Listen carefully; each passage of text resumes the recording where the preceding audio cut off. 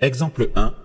Multiplication des techniques, déformation ou invention par superposition, contraction, dilatation, fractalisation des processus, absence-présence, seuil critique. Description.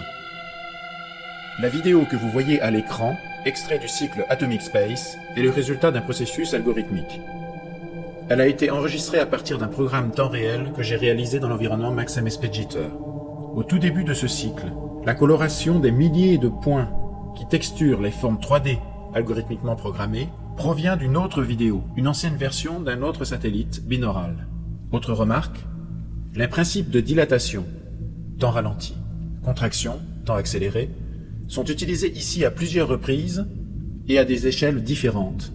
L'image de cet extrait du cycle provient de la contraction temporelle d'un satellite. Premier point. Deuxième point, les sons électroniques entendus dans cet extrait sont le résultat de la dilatation temporelle d'un autre satellite. Troisième exemple de dilatation-contraction dans ce même extrait, à un moment, l'image du cycle, lorsqu'elle apparaît bleutée, est superposée à son double accéléré. Commentaire analytique.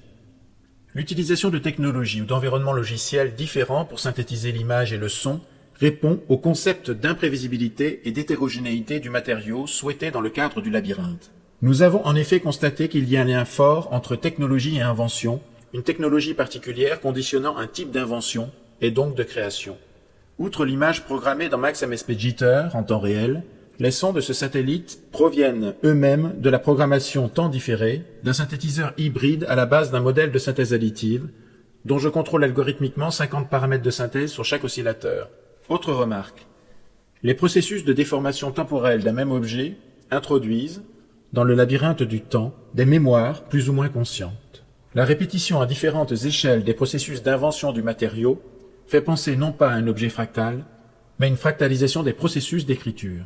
Au sujet de la création de l'image de synthèse, ces techniques d'imbrication d'un matériau sur un autre illustrent les concepts polymorphiques et polytemporels, créant un espace-temps de couleurs et de formes indépendants, superposition de relations causales contingentes, illustrant aussi notre principe d'imprévisibilité. Par ailleurs, le fait d'utiliser un matériau qui n'apparaît plus en tant que tel dans l'œuvre nous renvoie aux questions de présence et d'absence. On crée un nouveau personnage sonore et visuel, sans relation apparente avec son environnement, oubliant toute trace du passé. Cette situation provoque chez l'auditeur l'émergence d'autres mémoires, extérieures au labyrinthe, mémoires culturelles ou plus directement cognitives ou antécognitives.